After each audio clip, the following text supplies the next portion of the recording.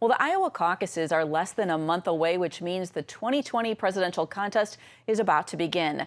But how important is Iowa this year? A piece in Politico this week suggests that it matters less, citing fewer candidate days on the ground this year. We're joined now by someone on the ground. Shane Vander Hart is the editor-in-chief of Caffeinated Thoughts, a conservative Christian news and culture website based in Iowa. Shane, thank you so much for joining us. Hey, thanks for having me, Heather.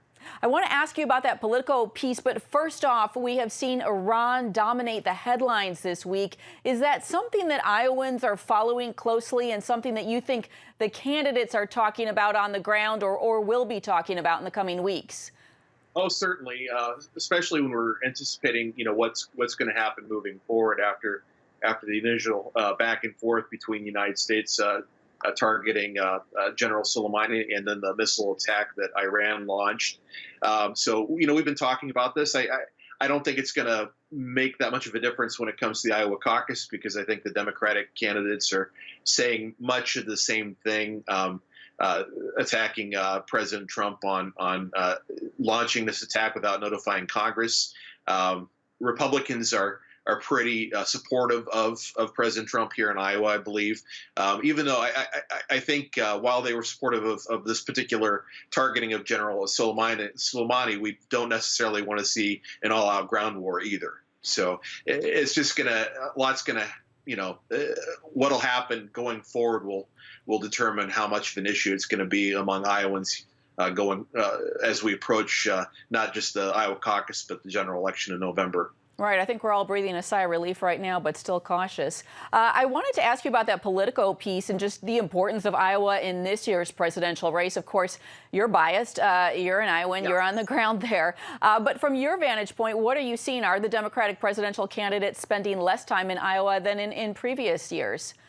I think that's accurate. I mean, you can't really deny they're counting up actual events and how many times they're coming out, and it doesn't seem like that because there are just so many Democratic candidates. So it seems like we always have somebody here in the state. But the caucus is a little bit later than it's been in the past, and I think that's making a difference. You got Super Tuesday looming a month out from I believe a month out from the Iowa caucus, and that's going to make up about 60% of the delegates.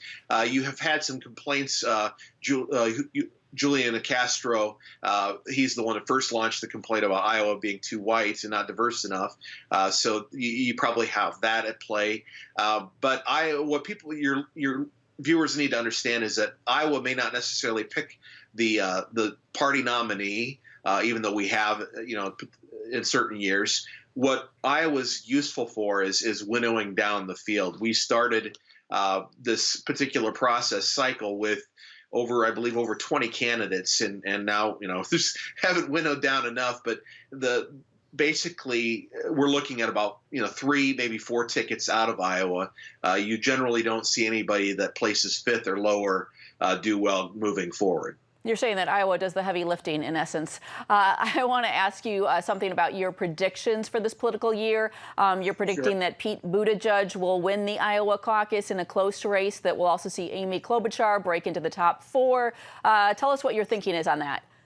Well, I think Buttigieg has one of the strongest organizations in Iowa. He has over 100 staff in Iowa, at least earlier in the cycle he did. I'm sure he's moving some of those out to New Hampshire and Nevada and other places as well. He's attracted a lot of attention. He's had several events with over 1,000 people in places like Indianola and Decorah, not major cities. And then with polling, you've seen him at the top, even though right now we got a close 3-way race. The last poll, actually, CBS YouGov had the Iowa caucus at a 3-way tie, 23% between Buttigieg, Bernie Sanders, and Joe Biden. So I think it's still, I would say, as far as organization, I think it tips towards Buttigieg at this point.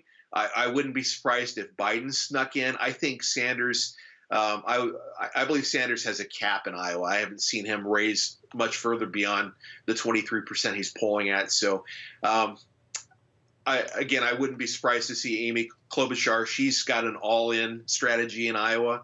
Iowa or bust. If she doesn't at least hit the top 4, she's done. So with her rise, and I think Elizabeth Warren declining a little bit, I wouldn't be surprised to see her trade places with Elizabeth Warren and come out of Iowa in 4th place at least. All right, a lot to watch in the Democratic field, and we've just got a couple seconds here, but just briefly, you think that Iowa will vote to reelect the president. Why is he so popular in Iowa, in your view? Well, I think Iowans see that he is he's kept his promises, and that's big. I think the economy's doing well. We see a low unemployment rate as well, and you rarely see Iowa not back an incumbent president when the economy is doing well. So I'd be very surprised.